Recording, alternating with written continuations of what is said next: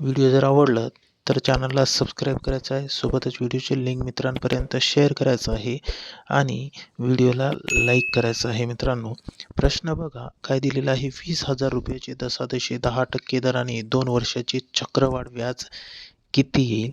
मित्रांनो, असा जर प्रश्न परीक्षेला विचारलं तर सेकंदात उत्तर कसे काढायचे बघा ट्रिकनुसार. तर या ठिकाणी किती दिलेलं आहे? 20,000 रुपये मुद्दल दिलेली आहे.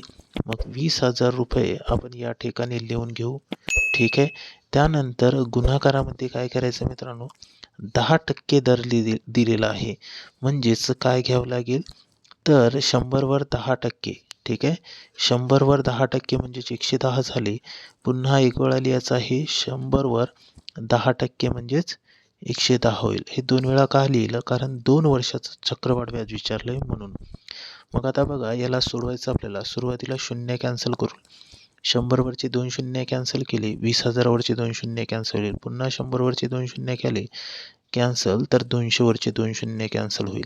आता बघा राहिलेलं संख्या लिहून घेऊ. 2 गुणिले 110 गुणिले 110. 110 गुणिले 110. आता यांचा जर गुणाकार केला तर किती येईल मित्रांनो बघा. या ठिकाणी 11चा वर्ग 121 आणि हे 242 आणि त्यानंतर मित्रांनो हे 2 शून्य कॅन्सल करून या ठिकाणी लिहिलं. किती आलं?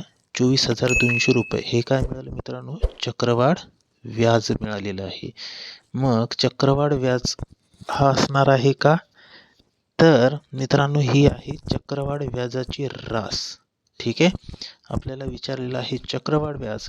मग काय करावं लागेल? मुद्दल रकमेतून ही रास वजा करावी लागेल, तेव्हा चक्रवाढ व्याज मिळेल आपल्याला. आता बघा या ठिकाणी चक्रवाढ व्याज बरोबर काय करावं लागेल? 24,200 वजा मुद्दल रक्कम मायनस. आता किती येईल मग? 24,200 मधून 20,000 मायनस केले तर 4,200 रुपये शिल्लक राहतील. 4,200 रुपये चक्रवाढ व्याज मिळाले. ऑप्शन बी मध्ये आपल्या प्रश्नाचं करेक्ट आन्सर असणार आहे.